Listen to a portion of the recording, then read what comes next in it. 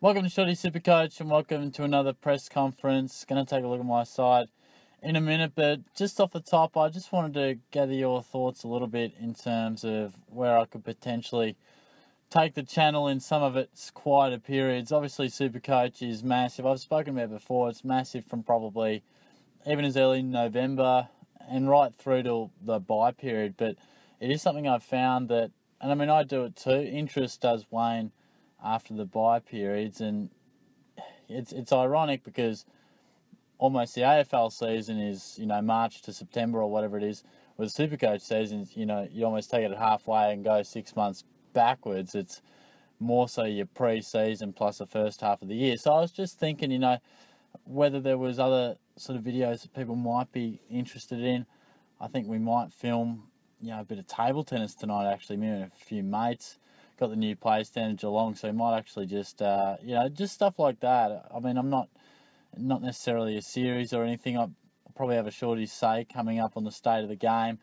But yeah, I have been just generally thinking, even just to add a little bit more personality to the channel, because the press conference, it's great, lets me talk about my side, but that's pretty much all it is. Talk about the side, fairly serious, and the preview, fairly serious when I get around to doing them. So I sort of like doing, as you've probably seen a little bit more this year, those videos that are a little lighter, a little bit, funnier, easier to watch, a bit more of an actual setup. So potentially, if there's anything you want to see, I mean, feel free to suggest it, and I'll see what I can do. I mean, probably incorporating a few mates is what I'm thinking. We've had the shots on goal, the kicking challenge, bit of table tennis tonight.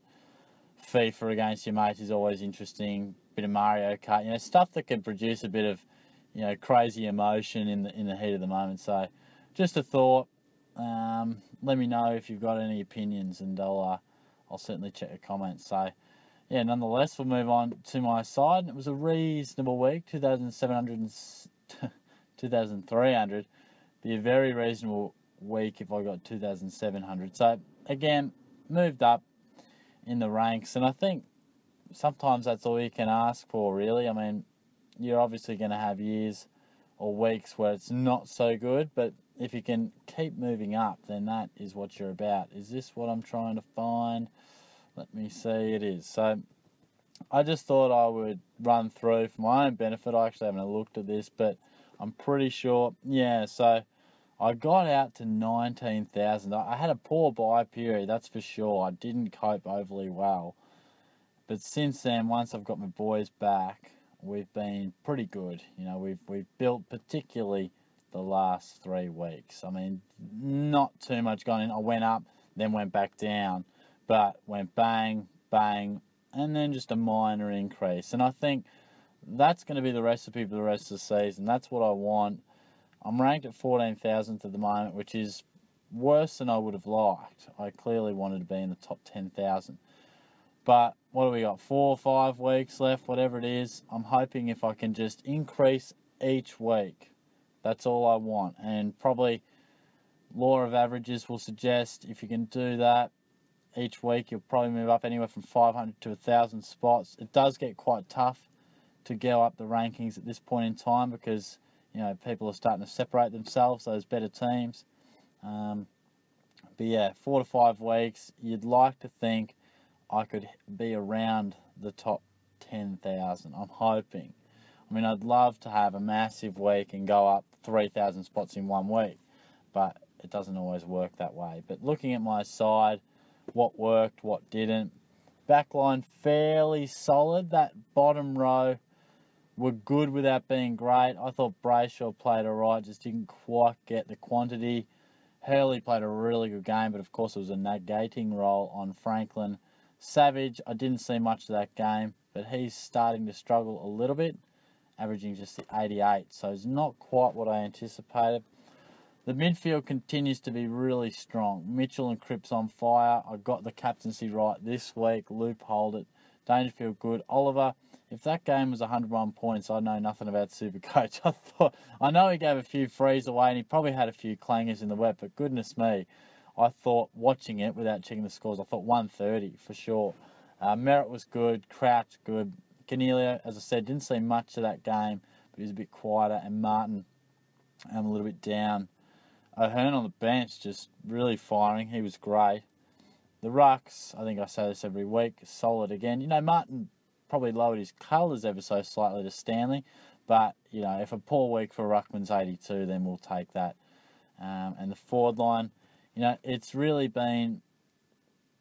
been painful, that forward line. It continues to frustrate me. Gray and Walters, 2 players I've brought into my side and have just not worked. Well, they didn't work this week, I should say. But Walters, a little bit in the vein of Shane Savage, just averaging those late 80s. Probably people thought it'd be in the mid-90s. Just hasn't quite been maybe what we expected. Menengola was good. Smith has been a really good option. Heaney back doing good things. And McLean, he's just kind of hit a bit of a lower patch. I'd like to see a ton from him pretty soon, to be fair. But that is how my team shaped up. We're looking really good. As I've said, week on week, I'm not looking at trading unless I have to. We've got 3 trades left. I'm not in a position to be doing luxury trades. I'm sure I'll cop the odd injury or 2 for the rest of the season. Hopefully not. But if I do, I'd like to think I can cover it. So I don't think I'm in any position to go luxury style. But, yeah, if anything, the heat is just on this forward line. Hopefully they can produce. They're all more than capable, but just didn't quite have the weekends that maybe they would like. So, yeah, fingers crossed, see how we go. But hopefully you guys went well out there as well. And I'll be getting on to Friday night footy against the Tigers as well. So if you're heading up to that game, keep an eye out. Shorty might be either right up and about singing a song, or I could be walking out looking fairly pissed off. But it'll be a tough game. Cats have been in reasonable form. Nothing beats going to an MCG crowd with 85,000, or it probably should be 80 plus. Surely you would think, because it is a Richmond home game. I don't always get the option of going to Cats games, just depending when I'm working, when the fixturing's happening. So to see a Friday night, I will 100% be there. I'm really looking forward to it. Hopefully the Cats can play well. It'll be a pretty tough ask because the Tigers look untouchable at the moment, but fingers crossed. Hopefully it'll be a good game. Hopefully, some seriously good roars from the crowd would be nice as well, because I think that's what it's all about, really. I don't know about you guys, but I love getting along to the game. Big crowd. And not just a big crowd, but a game that matters. It's going to be a lot on the line. It'll be built up as perhaps the game of the round. There's some real big games throughout this weekend as well, which would be great. So, fingers crossed. I'll talk to you guys soon anyway. We'll talk a bit of SuperCoach shortly. Cheers.